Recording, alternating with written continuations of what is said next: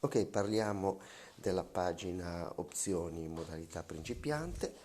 In alto la prima opzione vi permette di passare in modalità avanzate. Una volta che lo fate, rimaneteci in maniera da non causare, diciamo, conflitti fra ciò che avete impostato in modalità avanzata e ciò che vedete in modalità principiante. Passiamo alle opzioni primarie. La prima è la abilita disabilita, vi consiglio di farlo dal widget, al quale è molto più pratico e maneggevole. Poi la possibilità di tornare al wizard per farsi aiutare a diciamo impostare le opzioni.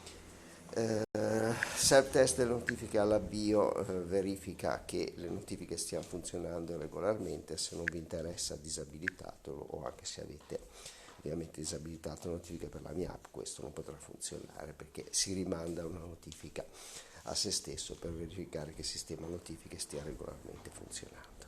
La lingua di default viene impostata quella dello smartphone. Ecco, per esempio, adesso divertiamoci un attimo, imposterò il giapponese. ネットで DI の知識フリー。Ok, ネットで DI の知識フリー。torniamo all'italiano, che è meglio ora che abbiamo giocato. Ecco qua. Ecco, è importantissimo, impostazioni sintesi vocali, da qui potete regolare un po' meglio la voce nel caso che ci siano problemi. Adesso esageriamo. Questo è un esempio di sintesi vocale in italiano. Ecco, in questo caso chiaramente è inascoltabile. Lettore di notifiche free. Ok, si può. E da qui potete comunque regolare le velocità e il tono che meglio desiderate. Lettore di notifiche free. Ok, notifiche dalle app, da qui potrete scegliere da solo 10 app, le principali, quelle che vi interessano. Qualora volete attivare una qualsiasi app, chiaramente passate in modalità avanzata. Quando attivate un'app viene chiesto se volete predisporre questa app per la conferma di lettura e la risposta diretta, rispondete sì se intendete poi attivare i comandi vocali e la risposta diretta. C'è una sezione che poi vi spiega che cosa sono.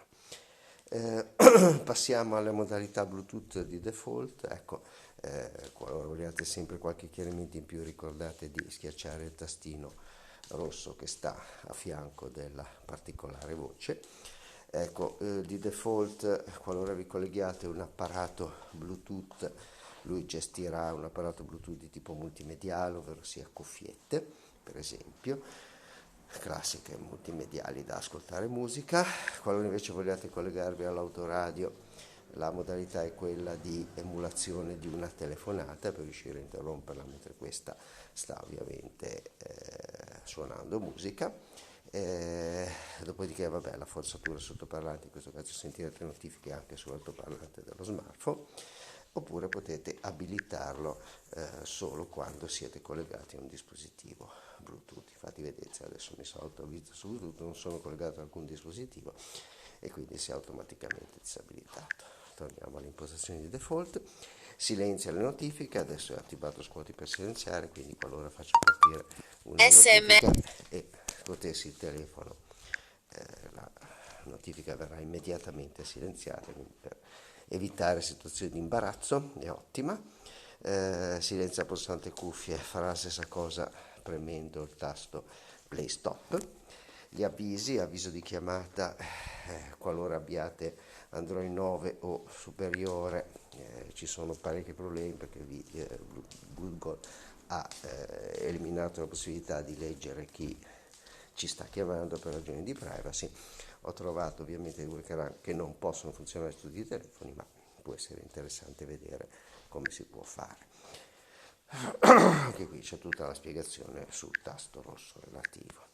Poi avvisi dalla batteria, in tal caso di default sarete avvisati su battery low al 20%, battery high sopra il 90%. Qualora vogliate cambiare le soglie dovete passare in modalità avanzata.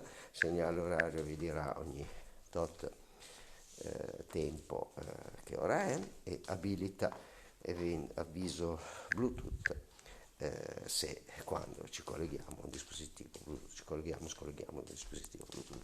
Modalità operative ne parliamo in un video apposta con calma, e comandi vocali anche